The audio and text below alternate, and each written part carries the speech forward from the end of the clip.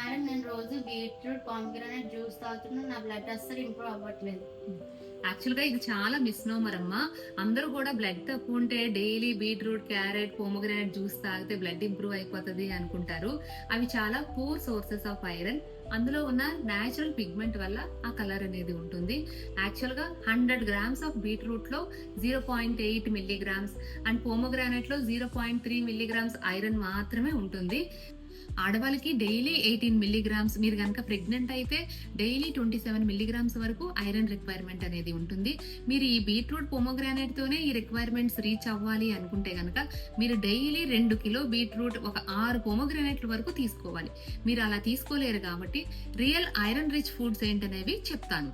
మీరు కనుక non vegetarian అయితే animal source of iron foods ఏంటంటే మటన్, చికెన్ లివర్ కానీ, ఫిష్ కానీ, ఎగ్ తీసుకుంటే కనుక ప్లాంట్ సోర్సెస్ కన్నా వీటికి బయో అవైలబిలిటీ అంటే మీరు తీసుకున్న పోర్షన్ లో ఎక్కువ అబ్జార్ప్షన్ కెపాసిటీ అనేది ఉంటుంది.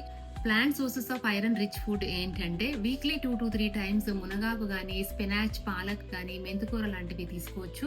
Any type of dal, lintels, rajma, chana లాంటివి తీసుకోవచ్చు. డ్రై ఫ్రూట్స్ అయితే రైజిన్స్, డేట్స్, ఫిగ్స్ లాంటివి జాగరీతో పాటు కూడా తీసుకోవచ్చు. వన్ మోర్ ఇంపార్టెంట్ థింగ్ ఏంటంటే మీకు బ్లడ్ ఎందుకు తగ్గుతుందో అనేది కూడా చూసుకోవాలి. మీకు ప్రీవియస్ గా హెవీ పీరియడ్స్ కానీ, బ్లీడింగ్ పైల్స్ కానీ, స్టమక్ అల్సర్స్ కానీ, వామ్ ఇన్ఫెస్టేషన్స్ కానీ ఉంటే అవి ట్రీట్ చేసుకోండి. మీరు కనుక ప్రెగ్నెంట్ అయితే మీకు హిమోగ్లోబిన్ నార్మల్ ఉన్నా సరే హీమ్ డైల్యూషన్ వల్ల బ్లడ్ తగ్గుతుంది కాబట్టి ఆల్వేస్ ఐరన్ సప్లిమెంట్స్ అనేవి కంపల్సరీ తీసుకోవాలి. Along with vitamin C rich foods like lime, oranges కానీ, సిట్రస్ ఫ్రూట్స్ కానీ, ఆమ్లా, క్యాప్సికమ్ లాంటితో కంబైన్ చేసుకోండి. టీ, కాఫీ, మిల్క్ తో కానీ, కాల్షియం టాబ్లెట్ తో కానీ ఇమీడియట్లీ ఆఫ్టర్ ఫుడ్ అవాయిడ్ చేయండి.